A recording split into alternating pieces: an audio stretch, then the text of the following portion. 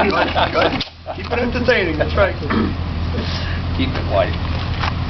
Well, people must stop every time we pull in somewhere. I have had more attractive attention with this thing. I take it into a Walmart parking lot, and people come over. The ones that, it doesn't really stick out that much.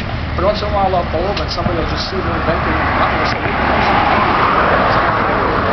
2 or 3 weeks ago, and I'm going down the road, and I had this car pull up next to me, the guy's looking at me. You know, I don't think he could figure out what it was. I thought it might have been a police officer. So he said, look kind of official. And he come over, he starts asking, what is that truck doing? And I says, it runs on wood. And I says, why? He says, I could tell. He says, something was different, he says. Figured it out right away. Yeah, he figured it out right away, yep. But yeah, it's a prototype vehicle. I basically started the idea of it. I found some old 19th century technology about creating lamp gas back in the early 1800s. And, you know, with the fuel prices, when we were paying over $5.50 a gallon for diesel and, $4 for gas, and fuel was killing us. So we just come up with the idea to try to use some of our construction waste. Tons and tons of material. Paper, stuff that we recycle. We started to try to originally just run the generators on the job sites. The first couple of units were real interesting failures, but once we got the third one to run, it actually ran perfectly. On a little Briggs & Stratton generator, we tried it on a Honda. It actually ran perfect. So we decided, it'd be pretty cool to try to throw it in a truck. Well, I was more interested in seeing if it would run a diesel engine. It did run the diesel motor. About a 90-10, 10% diesel, 90% control of the fuel can be done with this machine. What exactly is the fuel? Well, the fuel, basically, the answer to the question of what is the fuel is basically this. What we're using in today's fuel, I'm just using a combination of leaves, grass clippings and stuff, only because it rained last night and my fuel pile got wet. The leaves actually kind of accelerate the carbon transfer in the fuel a little bit better. What it does is it actually, it has a very similar carbon footprint to our own bodies. We use a chemical process using carbohydrates for fuel. This vehicle digests any biomass. It'll eat any food we do. It'll digest any biomass, grass clippings, wood, leaves, scrap materials. I tried almost everything at home, holding it, experiment with it. It runs beautiful on it. It's a riot. But what happens is it puts the material under a high heat. It's a recirculating system that actually recirculates the heat upon itself. And what it does is it will chemically break down.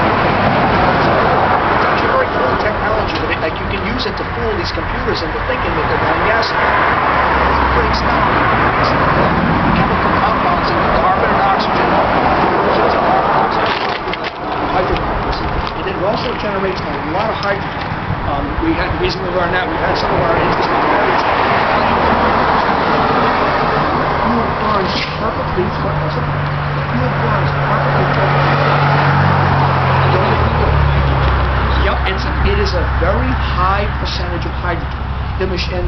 Carbon has an affinity for oxygen.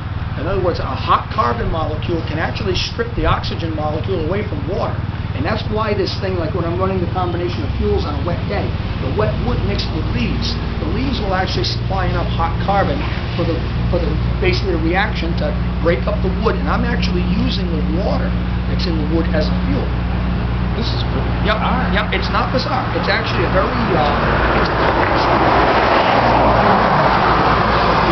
reasons back in history.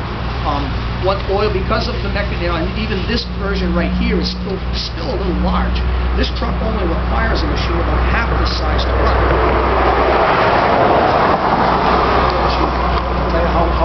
All the engineering school I've been through, all the history I've been taught, we never ran into this in history. Now, so let me understand this. Virtually any organic material into organic material has a high percentage of water. And water is usually detrimental to the fuel system. But in this type of a system,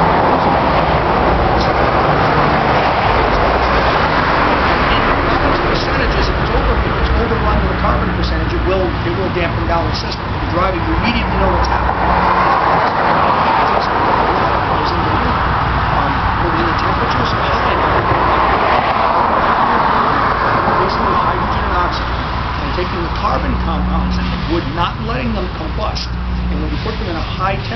atmosphere with oxygen, what happens is it creates a CO fuel, and it creates other combinations of carbon and oxygen in the form of compounds. The engine just completely violates it. It burns it. It's power. It's almost the same power as gasoline. It's a little bit less, power on the hills. It's a little bit noticeable. But the truck only has a 6-cylinder engine in it to begin with. It was never a powerhouse in the gas. So, there's a lot to it.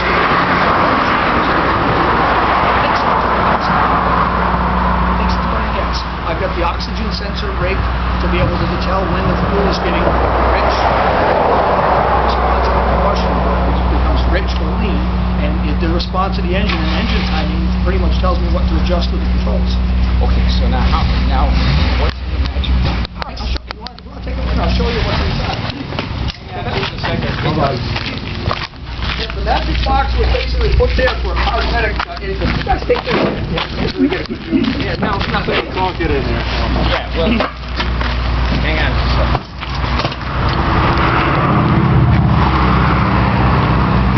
All right. So, fire away. All right, the magic box is actually only there for cosmetics. The unit is a prototype, and it's actually not very pretty inside. But what it is there's a preheater that for wet fuel, we're experimenting with this now. What we do is we put the wet fuel in there, and this is a closed chamber. You notice when it's closed, it will still leak. What happens is, in preparation for putting soaking wet fuel, like in the rain last night, into that unit, I can actually drive some of the water out in this system here. And what happens is the water vapor will congregate